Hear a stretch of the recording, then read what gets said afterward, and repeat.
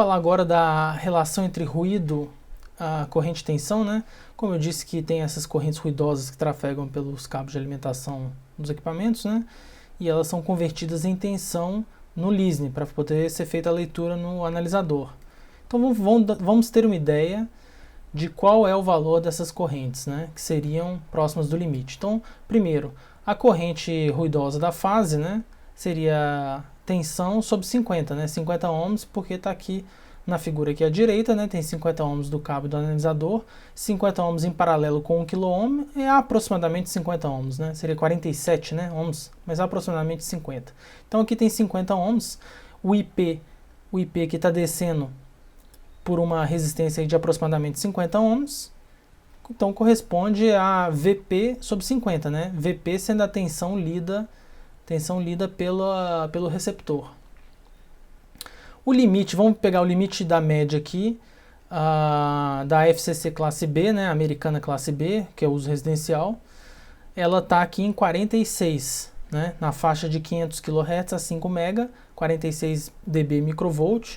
Então está aqui, ó, 46 dB microvolt. Qual que seria a corrente correspondente a esse limite? Ou seja, dada essa norma de compatibilidade americana, quanto que isso corresponde em amperes trafegando no cabo de alimentação, né, para a gente ter uma noção. Então é só fazer a conta, né?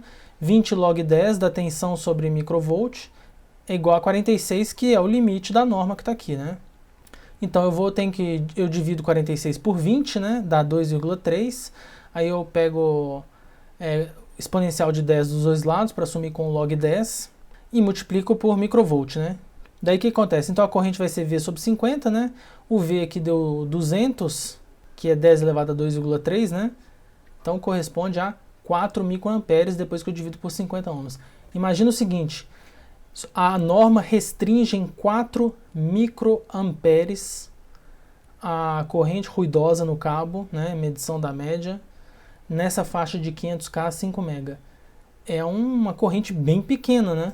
Bem pequena. Então, não é fácil respeitar as normas, tá? Então, as empresas elas têm que ter pessoas muito qualificadas para fazer bons projetos de eletrônica para conseguirem respeitar esse limite baixíssimo de ruído, né? Então, esse slide aqui mostra uma figura da impedância do LISNE em função da frequência, né? Então, no eixo Y aqui, impedância em ohms, e no eixo X, a frequência em hertz. 10 elevado a 5, né? São 100 kHz. Então, o teste começa mais ou menos aqui no meio, né? Mais ou menos, né? Então, o teste aqui começa aqui, ó, 36 ohms mais ou menos. No início aqui tem uma impedância um pouco diferente, né? Mas rapidamente ele chega próximo dos 47 ohms, que é 50 em paralelo com 1K, né?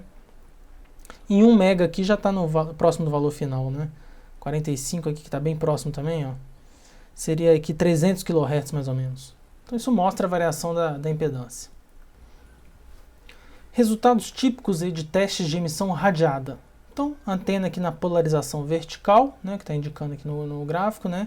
Tem a norma FCC, aí parte 15, a norma americana, né? Tem uma norma alemã aqui que eu não comentei, e a norma CISPR 22, né, a internacional aqui. Então, no eixo Y está em dB, né, dB microvolt, e aqui no eixo X, frequência em megahertz. Então, notem o que chega, né, o resultado de um teste, o que chega no analisador, está essa curva em preto aqui. Eu vou começar a desenhar por cima dela para vocês verem, né, de qual curva eu estou falando. Então aqui tem um pequeno pico, né, etc. Então assim por diante, né. Esses picos que aparecem, por exemplo, eu vou marcar aqui, ó, estão marcados com X, né. Tem um Xzinho aqui, tem mais um pico aqui com X, tem um X aqui, e os picos, né, são os harmônicos da frequência do clock do produto, né. Se vocês notarem aqui, ó, depois dos 70, né, esse primeiro pico aqui está acontecendo um pouco depois dos 70, aqui é 100 e aqui é 200. Ó, aqui é 100 onde eu marquei e aqui é 200, né? Então, um pouco mais de 70, o primeiro harmônico aqui que a gente vai esperar que aconteça é em torno aí de 140, 150, né? E realmente é esse daqui, ó. Então tá aqui os harmônicos, né, do clock. A amplitude desses harmônicos varia com a frequência, né? Depende aí o acoplamento depende da frequência, né?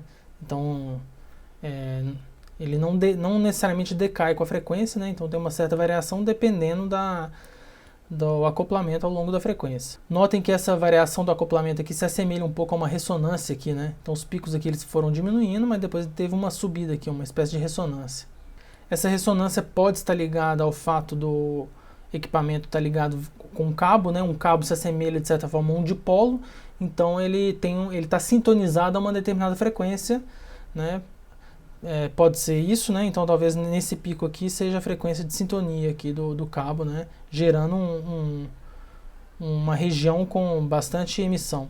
À direita aqui tem a polarização horizontal, um resultado similar, né? Não é idêntico, mas ele é similar. Tem aqui os harmônicos, né? Tem aquele mesmo fenômeno da ressonância, né? Aqui, trazendo picos próximos aqui do limite, ó. Os picos estão bem próximos do limite, eles estão atravessando aqui uma região aqui da norma, chegando bem próximo, né?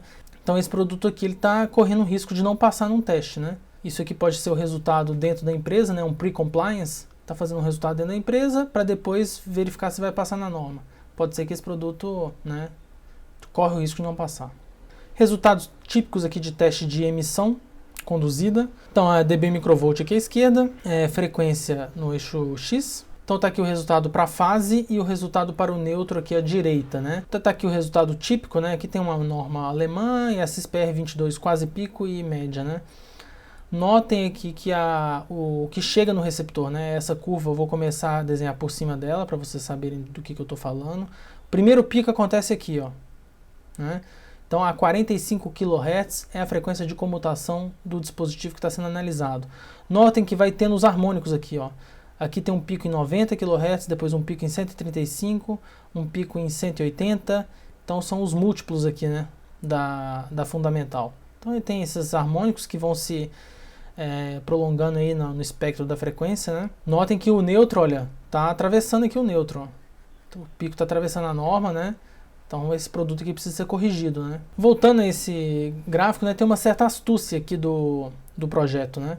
Notem o seguinte, olha, se a fonte chaveada tiver sido ajustada para chavear a 45 kHz, o primeiro harmônico vai ser aqui, ó, em 90K, né? Seria o segundo, né? E o terceiro harmônico aqui 135 kHz. O 135 ainda não está na faixa de medição da norma. Então a norma começa em 150 kHz nos Estados Unidos, né? Tem Europa também. Então, essa é uma astúcia aí para o terceiro não entrar na medição, né? Se o produto chaveasse a 50 kHz, este terceiro harmônico aqui, que está indicado, ele estaria na norma. Porque seria 150, né? Vezes 3. Então, tá aí um jeito de pensar, né, em compatibilidade em fase de projeto. Aqui tem um exemplo de como é difícil atender essas normas de compatibilidade, né? Notem esse circuito, olha. Tem uma alimentação aqui de 5 volts, um oscilador de 10 mega. Esse oscilador está ligado a um 7404 aqui, né? Porque ele dá potência, né?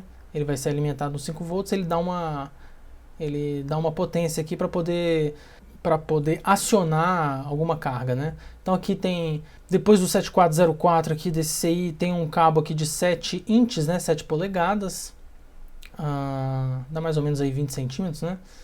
E aqui tem outro 7404 e há uma fonte de 5 volts aqui, né? Então simplesmente vai ter correntes aqui que vão oscilar com 10 mega. Essas linhas, né, elas são do tipo, elas estão num substrato aqui epóxi, né? E elas têm aqui 15 mils aqui de largura e tem essa distância que está indicada aqui na figura, né? Bateria de 9 volts, LM7805 é a alimentação. Então a alimentação totalmente isolada da rede, né? O resultado desse teste aqui para emissão radiada, então aqui, ó, emissão radiada, polarização horizontal. Notem o resultado que está aqui. Todos esses picos aqui estão passando a norma. Estão bem acima da norma, né? Então, esse produto aqui, ele vai falhar aqui na FCC, né? Norma americana classe B residencial. Não passa no teste. Na polarização vertical também. Ó, os picos estão bem acima do limite. O limite está aqui, né? Atravessou aqui o limite. Esse produto é reprovado no teste. Eu vou desenhar aqui o limite no de cima. Então tá aí como que é difícil, né? Esse produto aqui, ele não serve para nada, é um teste, né? Mas é bem comum ter trilhos em circuitos impressos, né? Clock de 10 mega é uma coisa comum. em um produto eletroeletrônico, esse produto não passa no teste de emissão radiada.